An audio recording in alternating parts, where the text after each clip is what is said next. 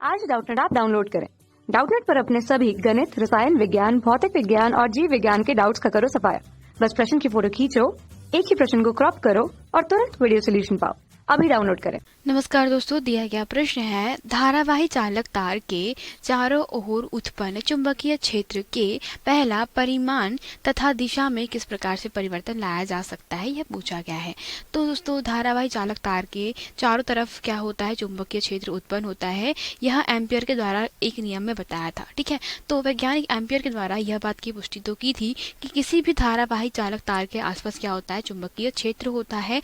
और यह जो उत्पन्न चुंबकीय क्षेत्र होता है भी वो कैसा होता है, वह अनुक्रमानुपाती होता है उसमें प्रवाहित धारा के। मतलब एम्पियर के नियम के अनुसार किसी भी धारावाही चालक तार में उत्पन्न चुंबकीय क्षेत्र का परिमाण धारा के मान के अनुक्रमानुपाती होता है। और धारा की दिशा के हिसाब से क्या होता है, चुंबकीय क्षेत्र की दिशा में भी परिवर्तन होता है। अर्थात धारा की दिशा के कारण चुंबकीय क्षेत्र की जो दिशा है उसमें भी क्या होता है, परिवर्तन होता है। ठीक है, तो इस प्रकार से प्रश्न में हमसे पहला प्रश्न था वह क्या पूछा था, प्रश्न में हमसे पूछा था कि पहला इसका परिमाण जो है चुंबकीय क्षेत्र का वो कैसे परिवर्तित किया जाएगा और दिशा में किस प्रकार का परिवर्तन लाया जा सकता है। तो जैसे आपको पहले बताया कि दोस्तों, अगर आपको परिमाण में परिवर्तन करना है तो अभी आपको बताया कि एम्पियर के नियम के अनुसार जो चुंबकीय क्षेत्र होता है वो प्रवाहित धारा के अनुक्रमानुपाती होता है। ठीक है, तो अब यहाँ पे दोस्तों लंबाई के अनुदिश, मतलब चुंबकीय क्षेत्र वो कैसा होगा, लंबाई के अनुदिश होता है।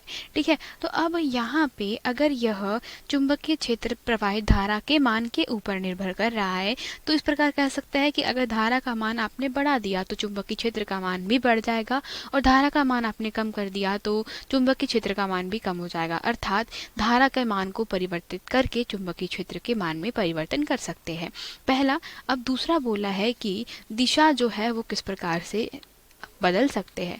तो धारा का जो दिशा होती है दोस्तों, उसके हिसाब से चुंबकीय क्षेत्र में परिवर्तन होता है। मतलब ये है कि धारा की जो दिशा निकाली जाती है वो निकाली जाती है सीधे हाथ के अंगूठे के नियम से। ठीक है, तो आप इसको कह सकते हैं दाहिने हाथ के अंगूठे के नियम से। तो अब होगा क्या इसमें कि दोस्तों, इस नियम के अनुसार हम लोग कह सकते हैं कि अगर आपका अंगूठा प्रवाहित धारा की दिशा में रखा जाए तो दोस्तों जब आपकी उंगलियां मुड़ेगी तो जिस दिशा में उंगलियां मुड़ती है उसी दिशा में क्या होता है, चुंबकीय क्षेत्र की दिशा होती है। जैसे कि ऊपर दोस्तों आप इस चित्र में देखिए, पहले वाले में, और ये है चित्र क्रमांक 2। पहले चित्र में आप देख सकते हैं आपका अंगूठा अगर धारा की दिशा में रखा हुआ है, ठीक है, तो आपकी जो उंगलियां है जिस दिशा में घूम रही है, मतलब आपके पास में चुंबकीय क्षेत्र दोस्तों किस प्रकार से होगा, देख।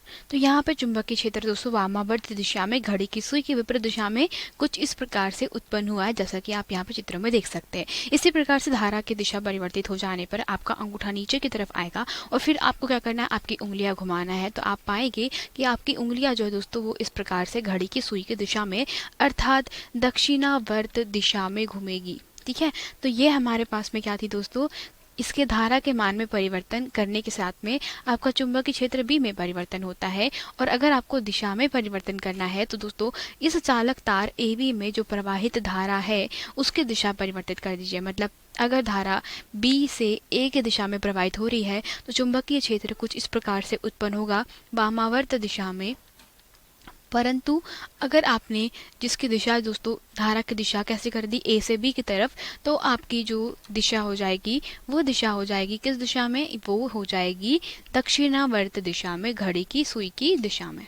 ठीक है, तो यही हमारे प्रश्न का उत्तर है। धन्यवाद। कक्षा 6 से 12वीं से लेकर नीट, IIT, JEE वो एडवांस के लेवल तक 1 करोड़ से ज्यादा छात्रों का भरोसा। आज ही डाउनलोड करें डाउटनेट ऐप या व्हाट्सएप करें अपने सारे डाउट्स 8400 400 400 पर।